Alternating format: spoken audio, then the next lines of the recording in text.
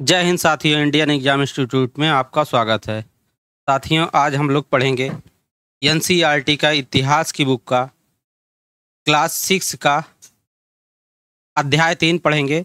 अध्याय 2 हम लोग पढ़ चुके हैं।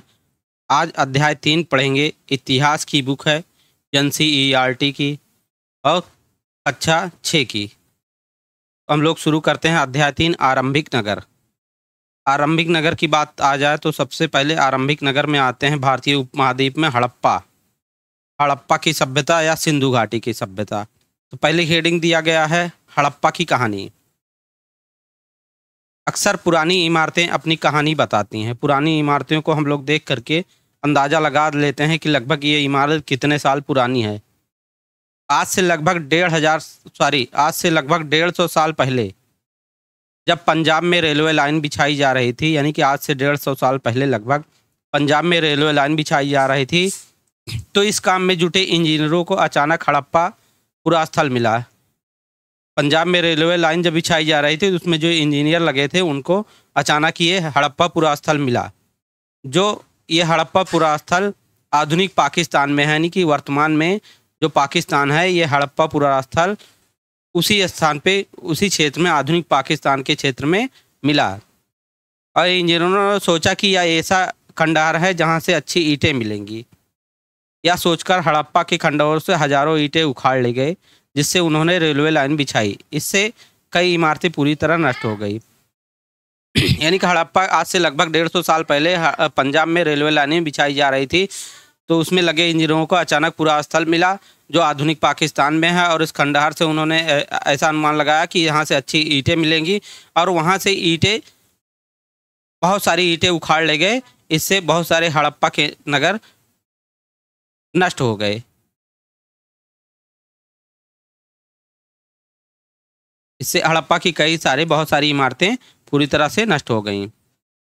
उसके बाद 150 साल पहले तो इंजीनियरों को मिला था, जब पंजाब में रेलवे लाइन बिछाई जा रही थी तब उन्होंने ईंटें उखाड़ ले गए और वहाँ से अपनी रेलवे लाइन बिछाने में उपयोग किए। उसके बाद आज से लगभग 80 साल पहले पुरातत्वविदों ने इस पुरास्थल को ढूंढ निकाला। यानी कि आज से 80 साल पहले पुरातत्वविदों ने इस पुरास्थल को ढूंढ निकाला। तब पता चला कि यह खंडहर उपमहाद्वीप के, यानी कि इस भारतीय उपमहाद्वीप के सबसे पुराने नगरों में से एक है। क्योंकि इस नगर की खोज सबसे पहले हुई थी, क्योंकि इस नगर की अर्थात हड़प्पा नगर की खोज सबसे पहले हुई थी आज से लगभग 80 साल पहले। इसीलिए बाद में मिलने वाले इस तरह के सभी पुरास्थलों में जो इमारतें और चीज़ें मिली उन्हें हड़प्पा सभ्यता कहा गया। क्योंकि सबसे पहले आज से लगभग 80 साल पहले पुरातत्वविदों को सबसे पहले हड़प्पा नगर मिला था, इसलिए उसके बाद मिलने वाली सभी इमारतें और चीज़ें को हड़प्पा सभ्यता की इमारतें या वस्तुएं कहा जाने लगा। इन नगरों का निर्माण लगभग आज से 4700 साल पहले हुआ था। यानी कि हड़प्पा सभ्यता की नगरों का विकास आज से लगभग 4700 साल पहले हड़प्पा सभ्यता कह लीजिए या सिंधु घाटी की सभ्यता कह लीजिए। चूँकि हड़प्पा नगर सबसे पहले मिला था, इसलिए बाद में मिलने वाले सभी नगरों को हड़प्पा सभ्यता का नगर या हड़प्पा सभ्यता की वस्तुएं कहा जाने लगा। इसके साथ साथ सिंधु घाटी की सभ्यता के नगर भी कहा जाता है। सिंधु घाटी सभ्यता इसलिए कहा जाता है क्योंकि हड़प्पा सभ्यता के लगभग ज़्यादातर नगर सिंधु घाटी के समीप ही थे, इसलिए सिंधु घाटी की सभ्यता भी उसे कहा जाता है। और सिंधु घाटी की सभ्यता या हड़प्पा सभ्यता का टाइमलाइन की अगर बात किया जाए तो एनसीईआरटी की बुक में आज लगभग 2500 ईसा पूर्व से लेकर के 1520 ईसा पूर्व का समय बताया गया है। लगभग 2500 ईसा पूर्व से 1520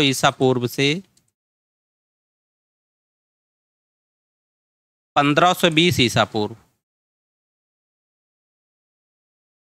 सिंधु घाटी सभ्यता का नगर बताया गया। लेकिन कुछ किताबों में अगर देखा जाए तो 25 सिंधु घाटी सभ्यता या हड़प्पा सभ्यता का टाइम काल 2500 ईसा पूर्व से 1750 ईसा पूर्व भी मिलता है।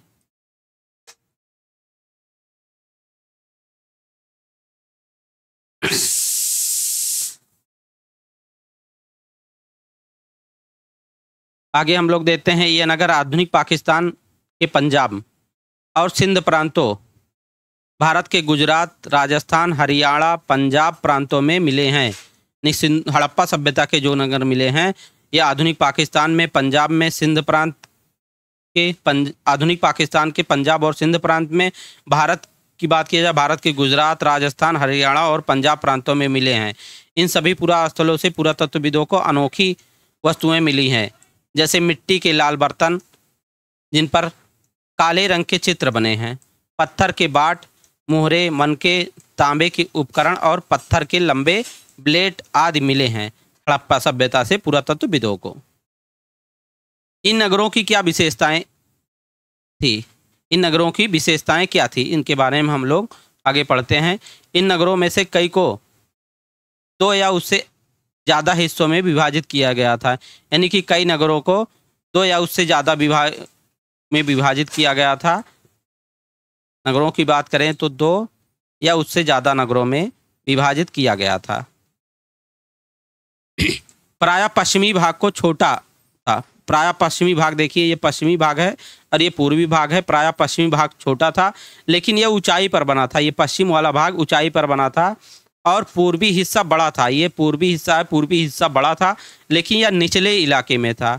ये पूर्वी हिस्सा बड़ा था लेकिन निचले इलाके में था। ऊंचाई वाले भाग को पुरातत्वविदों ने नगर दुर्ग कहा। इसको क्या कहा है? ऊंचाई वाले भाग में जो थे इनको नगर दुर्ग कहा है, नगर दुर्ग कहा।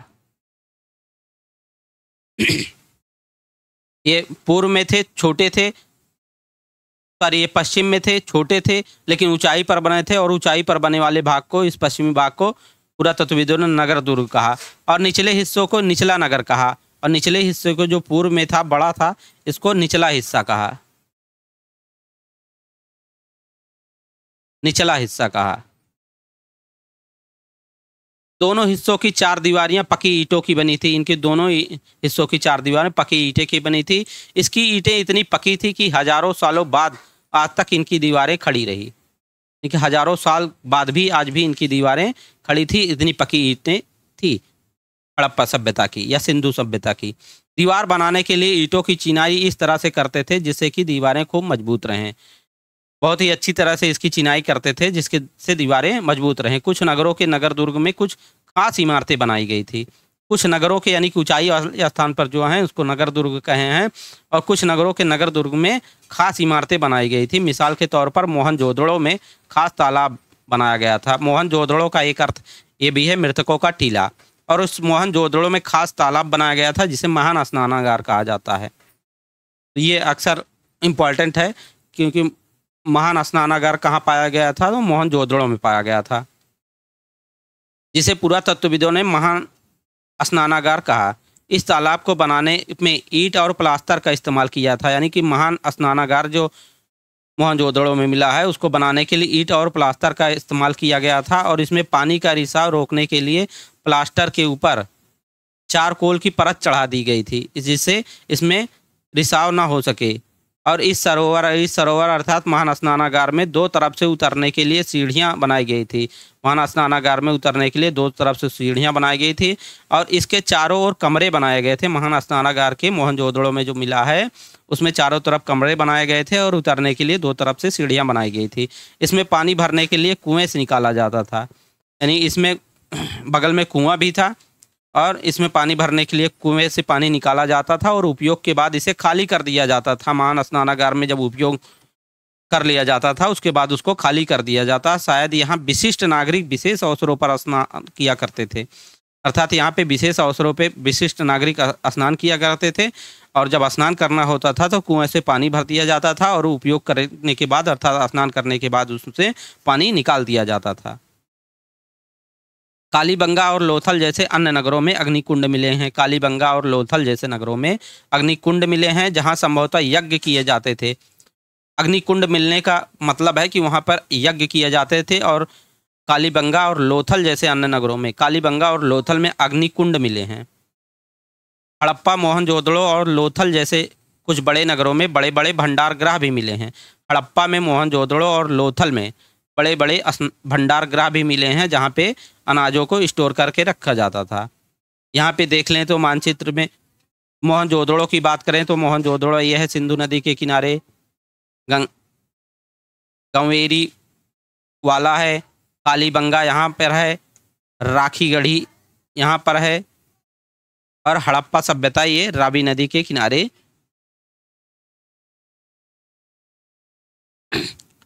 चनहूदड़ो ये सिंधु नदी के किनारे ही एकदम।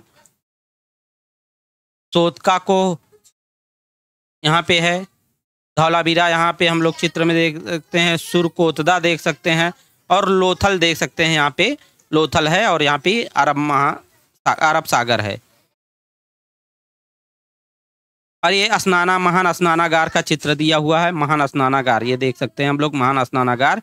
यहाँ पे महान स्नानागार ये मोहनजोदड़ो से मिला है, और दो तरफ से सीढ़ियाँ उतरने के लिए है, एक इस तरफ से और एक यहाँ से है, सीढ़ियाँ है। और यहीं पे ये देखिए कुएँ हैं, कुआं बनाया गया है। यहाँ पे एक कुआं देख सकते हैं, इससे पानी इसमें भरा जाता था। और ये पक्की ईंटें हैं, पक्की ईंटों से बनाया गया है, और इसमें रिसाव रोकने के लिए यहीं पे प्लास्टर के ऊपर चारकोल लगा दिया गया है। और इसी के चारों तरफ यहाँ देख सकते हैं घर बनाए गए हैं, चारों तरफ घर बना दिए गए हैं। यहाँ पे एक चित्र दिया गया है, और यहाँ पे चिनाई करते हुए हड़प्पा के नगरों में ईंटों की चिनाई करते हुए यहाँ पे दिया गया है एक चित्र। भवन, नाले और सड़कें। अब हम लोग देखते हैं भवन, नाले और सड़कें। हड़प्पा का महान मोहनजोदड़ो का महान स्नानागार हम लोग देख चुके हैं यहाँ पे चित्र में। अब देखते हैं हम लोग भवन, नाले और सड़कें। इन नगरों में आमतौर पर एक या दो मंजिले होते थे। इन नगरों में जो घर बनाए जाते थे आमतौर पर एक या दो मंजिले होते थे। घर के आंगन के चारों ओर कमरे बनाए जाते थे, यानी घर का आंगन रहता था बीच में, और उसके चारों तरफ कमरे बनाए जाते थे। अधिकांश घरों में एक अलग स्नानागार होता था, यानी अधिकांश घरों में, ज़्यादातर घरों में एक अलग से स्नानागार बनाया जाता था। और कुछ घरों में कुएं भी होते थे, कुछ घरों में स्नानागार होता था और कुछ घरों में कुएं भी होते थे। कई नगरों में ढके हुए नाले थे, ढके हुए नाले घरों में बनाए जाते थे, और इन्हें सावधानी से सीधी लाइन में बनाया जाता था। उन नालों को बनाया जाता था बड़ी सावधानी से सीधी लाइन में बनाया जाता था, और हर नाली में हल्की ढलान होती थी ताकि पानी आसानी से बह सके।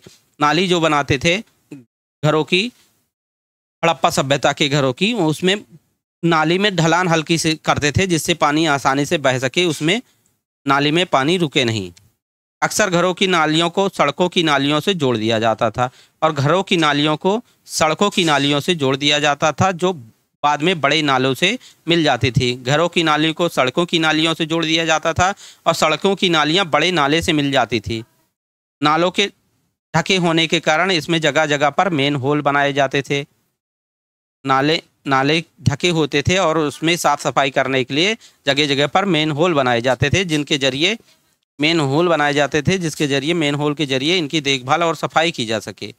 घर, नाले और सड़कों का निर्माण योजनाबद्ध तरीके से एक साथ ही किया जाता था, यानी कि घर का और नालों का और सड़कों का निर्माण जो है योजनाबद्ध तरीके से एक ही साथ किया जाता था।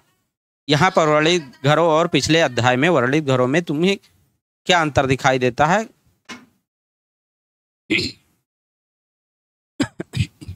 नगरीय जीवन की हम लोग बात करें तो हड़प्पा के नगरों में बड़ी हलचल रहा करती थी, यानी हड़प्पा के नगरों में बड़ी हलचल रहा करती होगी। यहाँ पर ऐसे लोग रहते होंगे जो नगर की खास इमारतें बनाने की योजना में जुटे रहते थे। ये संभवतः यहाँ के शासक थे, यानी हड़प्पा सभ्यता में जो लोग रहते थे वहाँ पे खास इमारतें मिली हैं, तो ये अनुमान लगाया गया कि संभवतः यहाँ पे ये शासक लोग रहते थे। यह भी संभव है कि ये शासक लोगों को दूर दूर से धातु, बहुमूल्य पत्थर और अन्य उपयोगी चीज़ें मंगवाते थे। ये कह रहे हैं शासक लोगों को दूर दूर तक भेजकर वहाँ से दूर दूर से धातु, बहुमूल्य पत्थर और अन्य उपयोगी चीज़ें मंगवाते थे। शायद शासक लोग खूबसूरत मनकों तथा सोने चांदी से बने आभूषणों जैसे कीमती चीज़ों को अपने पास रखते थे, यानी कि यहाँ के लोग, शायद शासक लोग यहाँ के जो थे वो खूबसूरत मनकों और सोने चांदी से बने आभूषणों जैसी कीमती चीज़ों को अपने पास रखते थे। और इन नगरों में लिपिक भी होते थे जो मुहरों पर लिखते थे, और शायद अन्य चीज़ों पर भी लिखते होंगे जो बच नहीं पाई हैं। और इस सभ्यता में, हड़प्पा सभ्यता में के नगरों में लिपिक भी होते थे लिखने के लिए, जो मुहरों पर तो लिखते ही थे और अन्य चीज़ों पर भी लिखते थे, परंतु ये आज बच नहीं पाई हैं। इसके अलावा नगरों में शिल्पकार स्त्री पुरुष भी रहते थे, जो अपने घरों या किसी उद्योग स्थल पर तरह तरह की चीज़ें बनाते होंगे। लोग लंबी यात्राएं भी करते थे और यहाँ से उपयोगी वस्तुएं लाते थे। लंबी यात्रा भी करते थे लोग और वहाँ से वस्तुएं भी लाते थे, और साथ ही लाते थे सुदूर देशों की किस्से कहानियाँ। और जो लोग दूर जाते थे वहाँ से उपयोगी वस्तुएं लाते थे और वहाँ की कहानियाँ भी लाते थे, किस्से कहानियाँ भी। और मिट्टी से बने कई खिलौने भी होते थे, मिले हैं। मिट्टी से बने कई खिलौने भी मिले हैं जिनसे बच्चे खेला करते थे।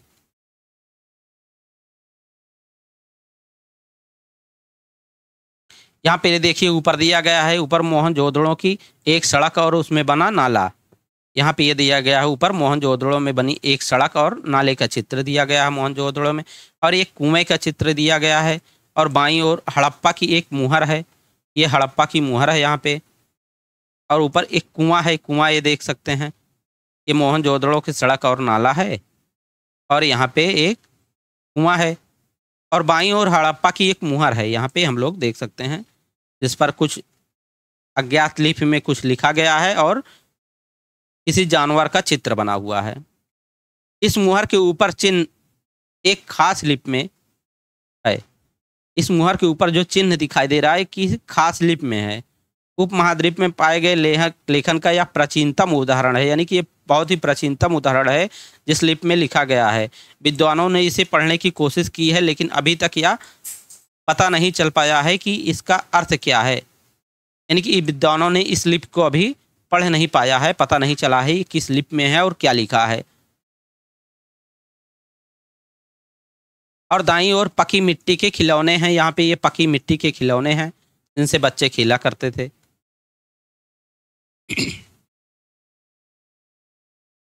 एक चित्र दिया गया है बाट का, ऊपर एक पत्थर के बाट को देखो, पत्थर का बाट है ये। कितने ध्यान से उपयुक्त तरीके से इन बाटों को बनाया गया है। इन्हें चल्ट पत्थर से बनाया गया है, इस बाट को चल्ट पत्थर से बनाया गया है। इन्हें शायद बहुमूल्य पत्थर और धातुओं को तौलने के लिए बनाया गया होगा। यानी कि इस बाट को जो बनाया गया है संभवतः बहुमूल्य पत्थर और धातुओं को तौलने के लिए बनाया गया होगा। मध्य में मनके हैं, यहाँ देख सकते हैं ये मनके हैं।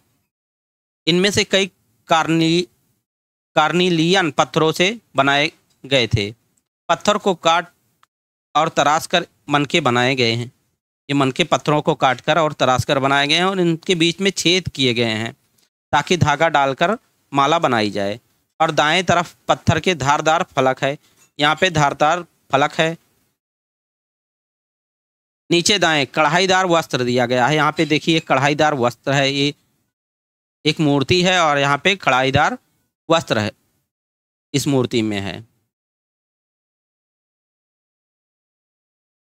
कढ़ाईदार वस्त्र एक महत्वपूर्ण व्यक्ति की पत्थर की बनी मूर्ति जो मोहनजोदड़ो से मिली है, इसमें उसे कढ़ाईदार वस्त्र पहने दिखाया गया है। ये मूर्ति जो विशेष व्यक्ति की है, ये कढ़ाईदार वस्त्र पहने हैं और ये मोहनजोदड़ो में मिला है। मोहनजोदड़ो में ही जान सकते हैं हम लोग, महान स्नानागार मिला है और ये मूर्ति भी मोहनजोदड़ो से मिली है। नए और नए शिल्प, नगर और नए शिल्प की बात करें तो आओ कुछ ऐसी चीज़ों के बारे में अध्ययन करें जो हड़प्पा के नगरों से प्राप्त हुई है। यानी ये हड़प्पा के नगरों से ये सारी चीज़ें प्राप्त हुई हैं, मनके, बाट और ये फलक और ये मूर्ति, पत्थर की बनी विशेष व्यक्ति की मूर्ति। पुरातत्वविदों को जो चीज़ें वहाँ मिली हैं उनमें अधिकांश पत्थर, शंख, तांबे, कांसे, सोने और चांदी जैसी धातुओं से बनाई गई वस्तुएं मिली हैं। और ये सारी चीज़ें कहाँ मिली हैं? हड़प्पा के नगरों में मिली हैं। तांबे और कांसे के औजार, हथियार, गहने और बर्तन बनाए जाते थे। सोने और चांदी से गहने और बर्तन बनाए जाते थे। यानी तांबे और कांसे से औजार, हथियार, गहने और बर्तन बनाए जाते हैं और साथ ही साथ सोने और चांदी से गहने और बर्तन बनाए जाते थे। यहाँ मिली सबसे आकर्षक वस्तुओं में मनके और बाट और फलक हैं, क्योंकि मनके ये फलक और ये बाट यहाँ से मिली सबसे आकर्षक वस्तुएं हैं। हड़प्पा सभ्यता के लोग पत्थर की मोहरें बनाते थे, यानी कि हड़प्पा सभ्यता के लोग पत्थर की मोहरें बनाते थे। इन आयताकार पृष्ठ संख्या 2 में समांतर जानवरों के चित्र मिले हैं। जो अभी हम लोग देखे थे सिक्के, जो उसमें जानवरों के चित्र मिले हैं, मुहर में जो मुहर बनाई गई है उसमें जानवरों के चित्र मिले हैं। हड़प्पा सभ्यता के लोग काले रंग से डिजाइन किए हुए खूबसूरत लाल मिट्टी के बर्तन बनाते थे। संभवतः 7000 साल पहले मेहरगढ़ में कपास की खेती होती थी। मेहरगढ़ की बात करें, पिछले अध्याय में भी हम लोग पढ़ चुके हैं कि यहाँ पे सबसे पहले गेहूं और जौ उपजाया गया था। सबसे पहले गेहूं और जौ उपजाया गया था। और मेहरगढ़ एक गांव है जो भारतीय उपमहाद्वीप के उत्तर पश्चिम में है। बोलन दर्रे के करीब है, बोलन दर्रे के नजदीक ही है बोलन दर्रा। यहाँ की बात करें, संभवतः 700 साल, आज से 700 साल पहले मेहरगढ़ में कपास की खेती होती थी। कपास की खेती किया जाता था और उससे सूत बना करके कपड़े बनाए जाते थे। और इसी मेहरगढ़ में ही सबसे पहले गेहूं और अनाज जैसी फसलों को उपजाया गया था। और साथ ही साथ पशुपालन भी यहाँ किया गया था। भेड़ और बकरी को भी पालतू बनाया गया था सबसे पहले। मोहनजोदड़ो से कपड़े के टुकड़े के अवशेष, मोहनजोदड़ो से कपड़े के टुकड़े के अवशेष, चांदी के एक फूलदान के ढक्कन तथा कुछ अन्य तांबे की वस्तुओं से चिपके हुए मिले हैं।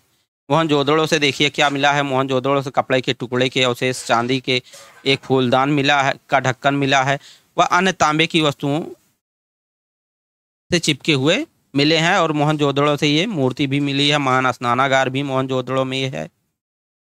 पकी मिट्टी तथा फेयंस से बनी कतलियां सूत का कताई का संकेत देती है। फेयंस जो है कृत्रिम रूप से तैयार किया जाता था। अभी आगे इसके बारे में पढ़ेंगे हम। इससे बनी तकलियां सूत कताई का संकेत देती हैं। आगे पढ़ते हैं हम लोग। इनमें से अधिकांश वस्तुओं का निर्माण विशेषज्ञों ने किया था। यानी मोहनजोदड़ो में जो अभी हम लोगों ने देखा, इसमें से अधिकांश वस्तुओं का निर्माण विशेषज्ञों ने किया था। विशेषज्ञ उसे कहते हैं जो किसी खास चीज को बनाने के लिए खास प्रशिक्षण लेता है। नहीं, किसी विशेष चीज को बनाने के लिए जो विशेष प्रशिक्षण लिया रहता है उसे ही विशेषज्ञ कहते हैं। जैसे पत्थर तराशना, मनके चमकाना या फिर मोहरों पर पच्चीकारी करना आदि। मूर्ति का चेहरा देखें कितने आकर्षक ढंग से बनाया गया है और उसकी दाढ़ी कितनी अच्छी तरह दर्शाई गई है। या किसी विशेषज्ञ मूर्तिकार का ही काम हो सकता है। मूर्ति को हम लोग देखते हैं, ये देखिए इसकी दाढ़ी देखते हैं, दाढ़ी कितने आकर्षक तरीके से बनाई गई है। कपड़े देखिए कितने आकर्षक तरीके से बनाए गए हैं। ये किसी विशेषज्ञ व्यक्ति द्वारा ही बनाया गया होगा मूर्ति को।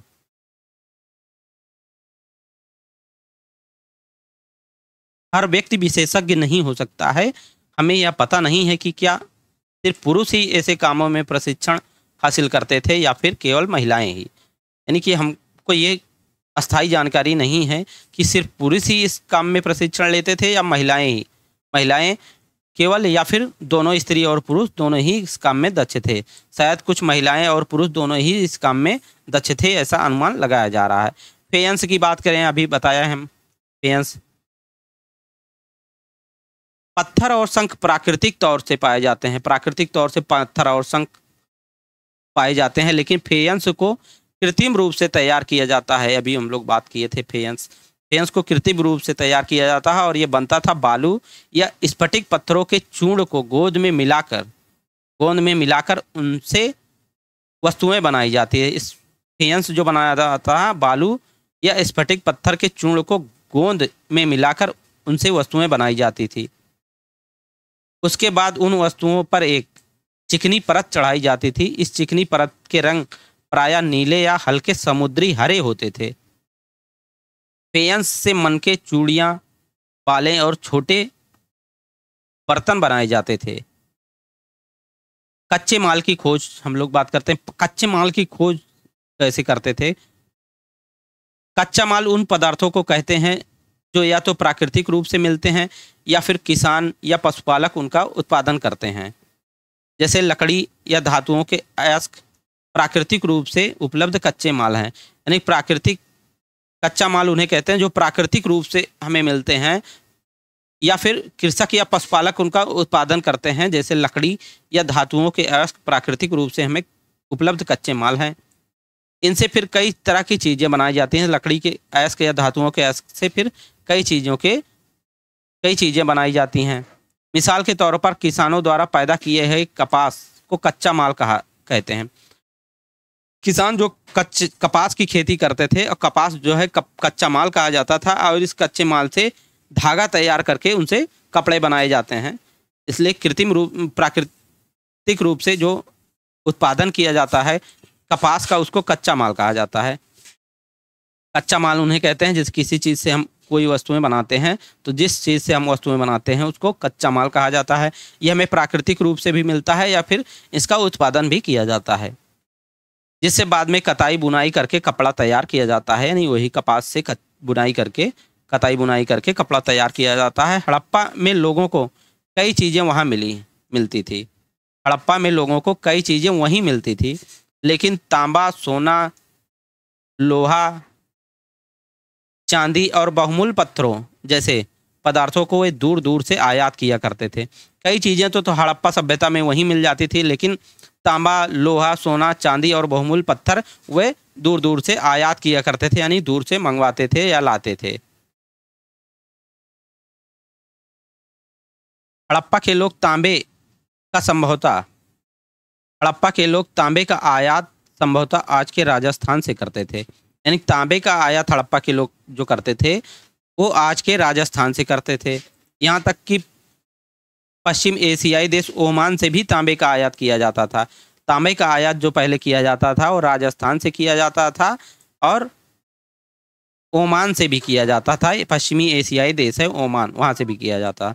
और कांसा बनाने के लिए तांबे के साथ मिलाई जाने वाली धातु टिन का आयात आधुनिक ईरान और अफगानिस्तान से किया जाता था। यानी कांसा किससे बनाया जाता है? कांसा बनाया जाता है तांबा और टिन से। ये भी इम्पोर्टेंट है। कांसा जो बनाया जाता है, कांसा ये किससे बनाया जाता है? तांबा प्लस टिन से। तांबा प्लस टिन से कांसा बनाया जाता है।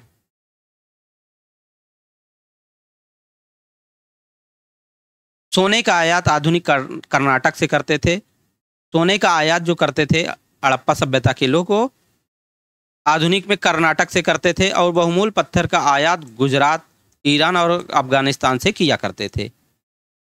यहाँ पे हम देख सकते हैं बैलगाड़ी का खिलौना है और यहाँ पे एक मुहर है। चीज़ों को एक जगह से दूसरी जगह कैसे ले जाया जाता था, इन चित्रों को देखो। एक खिलौना है और दूसरी एक मुहर है। ये ऊपर बैलगाड़ी का एक खिलौना है और ये इधर एक मुहर है। क्या तुम बता सकते हो कि हड़प्पा के लोग यातायात के लिए किन साधनों का प्रयोग करते थे?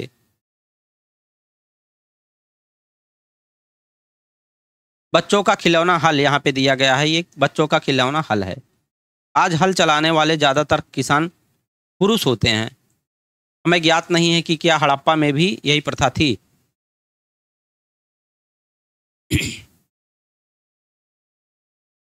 नगरों में रहने वालों के लिए भोजन। नगरों में रहने वालों के लिए भोजन का कहाँ से आता था, इसके बारे में पढ़ते हैं हम। लोग नगरों के अलावा गांव में भी रहते थे। हड़प्पा सभ्यता में लोग नगर में तो रहते ही थे, ये नगरीय सभ्यता ही कही जाती है, लेकिन नगरों के अलावा गांव में भी लोग रहते थे। वे अनाज उगाते थे। गांव के लोग अनाज उगाते थे और जानवर पालते थे। किसान और चरवाहे ही शहरों में रहने वाले शासकों, लेखकों और दस्तकारों को खाने के सामान देते थे। यानी किसान और चरवाहे जो थे गाँव में रहते थे, जो वो शहरों में रहने वाले शासकों, लेखकों और दस्तकारों को या अन्य लोगों को खाने पीने की वस्तुएं देते थे। पौधों के अवशेषों से पता चलता है कि हड़प्पा के लोग गेहूं, जौ, दालें, मटर, धान, तिल और सरसों उगाते थे। हड़प्पा सभ्यता के लोगों के पत्थर के अवशेष मिले हैं हड़प्पा सभ्यता में, जिससे ये पता चलता है कि हड़प्पा के लोग गेहूं, जौ, दालें, मटर, दाल, तिल और सरसों का उत्पादन करते थे, उनको उगाते थे। जमीन की जुताई के लिए हल का प्रयोग एक नई बात थी।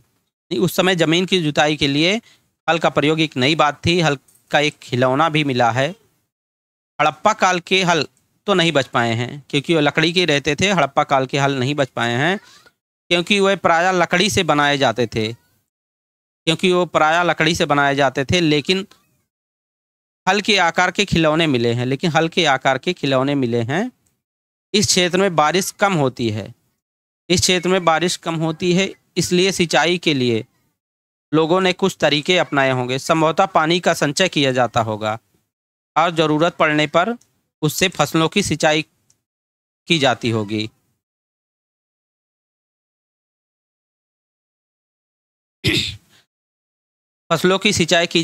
हड़प्पा के लोग गाय, भैंस, भेड़ और बकरियां पालते थे। यानी कि हड़प्पा सभ्यता के लोग गाय, भेड़, भैंस और बकरियां को पालते थे। बस्तियों के आसपास तालाब और चारागाह होते थे। हड़प्पा सभ्यता के बस्तियों के आसपास तालाब और चारागाह होते थे, लेकिन सूखे महीनों में वो मवेशियों के झुंडों को चारा पानी की तलाश में दूर दूर तक ले जाया करते थे। वे बेर जैसे फलों को इकट्ठा करते थे, मछलियां पकड़ते थे और हिरण जैसे जानवरों का शिकार भी करते थे। गुजरात में हड़प्पा कालीन नगर का सूक्ष्म निरीक्षण।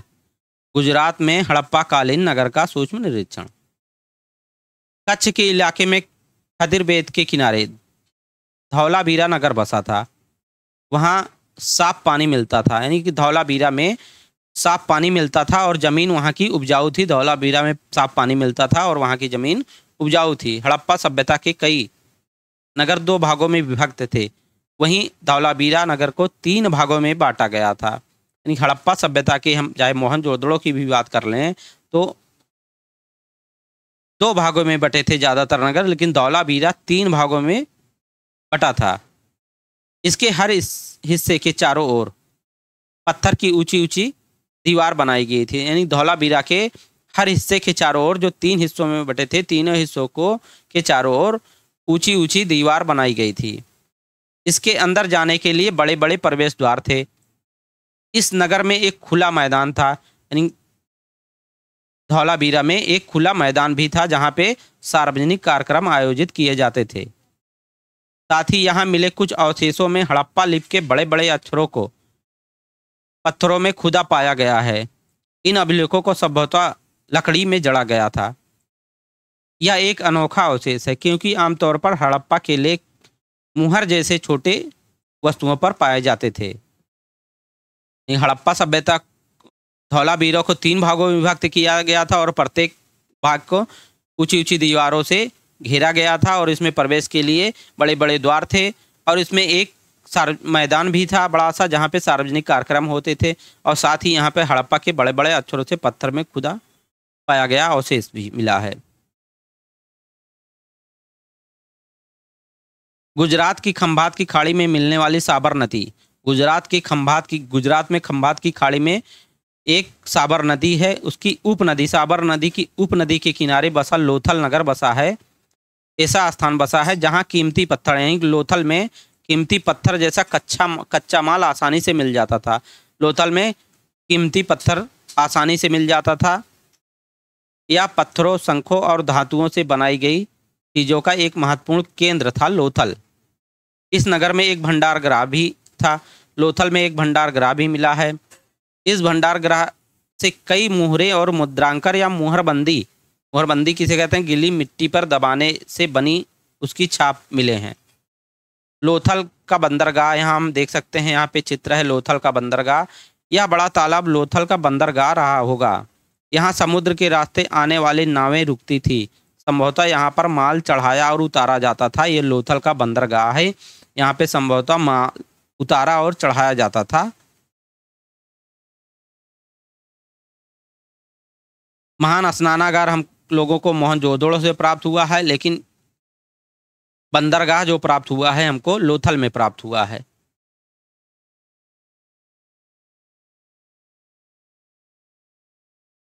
यहाँ पर एक इमारत मिली है, लोथल में एक इमारत मिली है जहाँ संभवतः मनके बनाने का काम होता था। पत्थर के टुकड़े, अधपके मनके बनाने वाले उपकरण और तैयार मनके भी मिले हैं लोथल से। मुद्रा, मुहर और मुद्रांकर या मुहरबंदी। मुहरों का प्रयोग सामान से भरे उन डिब्बों या थैलों को चिन्हित करने के लिए किया जाता था। मोहरों का जो प्रयोग किया जाता है डिब्बों और थैलों को चिन्हित करने के लिए किया जाता था, जिन्हें एक स्थान से दूसरी जगह भेजा जाता था। यानी जिन थैलों को एक स्थान से दूसरी स्थान पर भेजना रहता था, उसके मुहाने पर ये मुहर की छाप लगा दिया जाता था। थैलों को बंद करने के बाद उनके मुहानों पर गीली मिट्टी पोतकर उन पर मुहर लगाई जाती थी। मुहर की छाप को मुहरबंदी कहते हैं। जो मुहर की गीली मिट्टी लगाकर जिसमें सामान भरा जाता था, उसको बंद करके उसमें गीली मिट्टी लगा करके मुहर की छाप लगा दिया जाता था, जिसे मुहरबंदी कहते हैं। अगर यह छाप टूटी हुई नहीं होती थी तो यह साबित हो जाता था कि सामान के साथ छेड़छाड़ नहीं हुई है। यानी जहाँ ये जाया जाता था तो पैकिंग करते समय, जहाँ से ले जाना रहता था वहाँ पे पैकिंग करते समय उसके मुहाने पे उसको पैक करके गीली मिट्टी लगा करके उस पर मुहर लगा दिया जाता था। और ये मुहर जब सही सलामत मिलती थी तो ये अनुमान लगा दिया जाता था कि इस सामान के साथ छेड़छाड़ नहीं हुई है। सभ्यता के अंत का रहस्य। सभ्यता के अंत की रहस्य की बात करें, अंत कैसे हुआ इस हड़प्पा सभ्यता का या सिंधु सभ्यता का, तो इसका अंत आज से लगभग 3900 साल पहले, 3900 साल पहले। इसका विकास जो हुआ था 4700 साल पहले, आज से 4700 साल पहले। लेकिन इसका विनाश जब हुआ था, अंत जब हुआ था आज से लगभग 3900 साल पहले, 3900 साल पहले, एक बड़ा बदलाव देखने को मिला। अचानक लोगों ने इन नगरों को छोड़ दिया। आज से लगभग 3900 साल पहले बड़ा बदलाव हुआ जिसमें अचानक लोगों ने इन नगरों को छोड़ दिया। लेखन, मुहर और बाटों का प्रयोग बंद हो गया। दूर दूर से कच्चे माल का आयात काफ़ी कम हो गया। मोहनजोदड़ो में सड़कों पर कचड़े के ढेर बनने लगे। जल निकास प्रणाली नष्ट हो गई और सड़कों पर ही झुग्गी झोपड़ी नुमा घर बनाए जाने लगे। मोहनजोदड़ो में सड़कों पर ही कचरा हो गया, कचड़े के ढेर लग गए और जल निकासी प्रणाली भी नष्ट हो गई और सड़कों पर ही झुग्गी नुमा घर बनाए जाने लगे। यह सब क्यों हुआ, कुछ पता नहीं। कुछ विद्वानों का कहना है कि नदियां सूख गई थी, अन्य का कहना है कि जंगलों का विनाश हो गया था। इसका कारण ये हो सकता है कि ईंटें पकाने के लिए ईंधन की ज़रूरत पड़ती थी। इसके अलावा मवेशियों के बड़े बड़े झुंडों से चारागाह और घास वाले मैदान समाप्त हो गए थे। यानी कि ये कह रहे हैं ईंटें पकाने के लिए ईंधन की ज़रूरत पड़ती थी, और इसके अलावा मवेशियों के बड़े बड़े झुंडों से, मवेशियों के अनेक जानवरों से के झुंडों से चारागाह वाले घास के मैदान समाप्त हो गए थे, इसलिए वहाँ का विनाश हुआ। कुछ इलाकों में बाढ़ आ गई होगी या कुछ इलाकों में बाढ़ आ गई होगी, लेकिन इन कारणों से स्पष्ट नहीं हो पाता है कि इन सभी नगरों का अंत कैसे हो गया, क्योंकि बाढ़ और नदियों के सूखने का असर कुछ ही इलाकों में हुआ होगा। ऐसा लगता है, अनुमान लगाया जा रहा है कि ऐसा लगता है कि शासकों का नियंत्रण समाप्त हो गया। जो भी हुआ हो, परिवर्तन का असर साफ दिखाई देता है। आधुनिक पाकिस्तान के सिंध और पंजाब की बस्तियां उजड़ गई थी। आधुनिक पाकिस्तान की जो सिंध और पंजाब में बस्तियां थी वो उजड़ गई थी। कई लोग पूर्व और दक्षिण यानी भारतीय महाद्वीप के कई लोग इस बस्ती के हड़प्पा सभ्यता के हड़प्पा सभ्यता के पूर्व और दक्षिण के इलाकों में बहुत सारे लोग नई और छोटी बस्तियों में जाकर बस गए।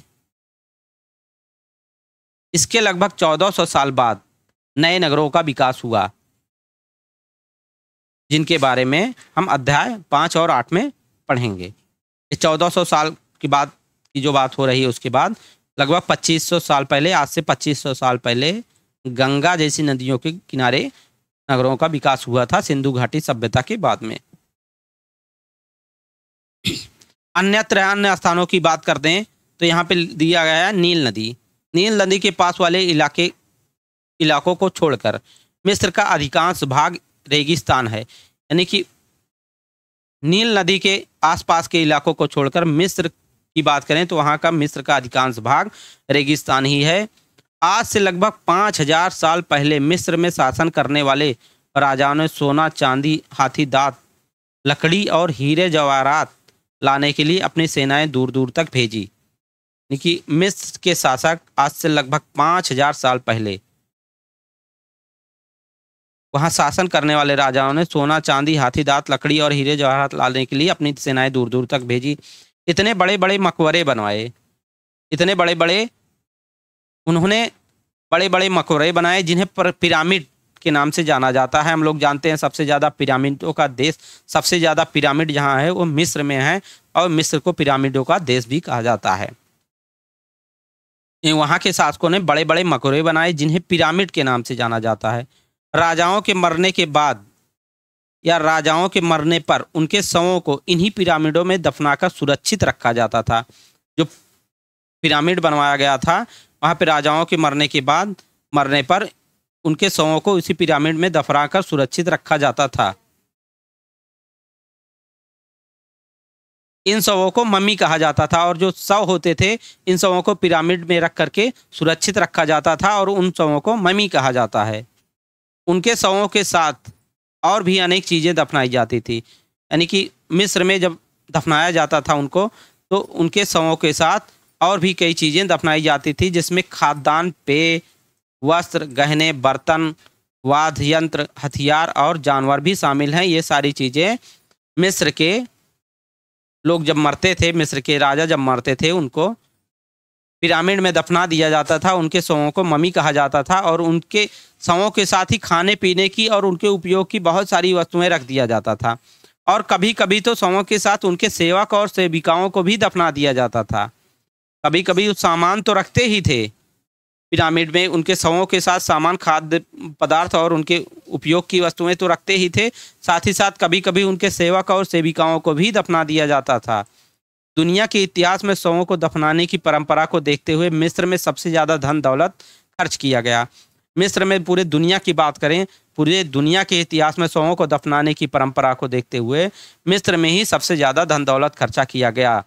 वहाँ के लोग, राजा महाराजा, वहाँ के शासन करने वाले पिरामिड बनवाते थे, और वहाँ पे जब मृत्यु हो जाती थी शासक की या राजा की, तो उनको पिरामिड में दफना करके सुरक्षित रखा जाता था उनके शवों को, जिसे मम्मी कहा जाता था।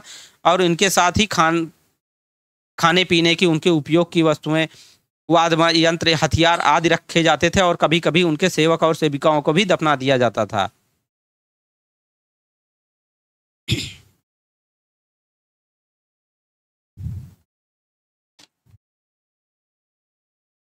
कुछ महत्वपूर्ण तिथियां दिया गया है। कुछ महत्वपूर्ण तिथियां की बात करें तो मेहरगढ़ में कपास की खेती। मेहरगढ़ में कपास की खेती आज से लगभग 7000 साल पहले हुई। नगरों का आरंभ लगभग 4700 साल पहले। सिंधु घाटी सभ्यता सबसे प्राचीन नगर है भारतीय उपमहाद्वीप का। हड़प्पा के नगरों के अंत की शुरुआत की बात करें तो आज से 39 साल पहले हड़प्पा के नगरों के अंत की कहानी शुरू होती है। अन्य नगरों का विकास की बात करें तो आज से 25 साल पहले इन नगरों का विकास लगभग गंगा जैसी नदियों के किनारे हुआ। यहाँ पे कुछ सुमेल करने के लिए दिया गया है। तो तांबा को सुमेल करने के लिए तांबा कहाँ से मंगाया जाता था? तांबा मंगाया जाता था आधुनिक राजस्थान से। सोने की बात करें तो सोना मंगाया जाता था आधुनिक कर्नाटक से। टिन की बात करें तो टिन आधुनिक अफगानिस्तान से मंगाया जाता था। बहुमूल्य पत्थर की बात करें तो गुजरात से मंगाया जाता था। इसी के साथ साथियों अध्याय 3 समाप्त हुआ। मिलते हैं साथियों नेक्स्ट वीडियो में। तब तक के लिए जय हिंद, वंदे मातरम, नमस्कार।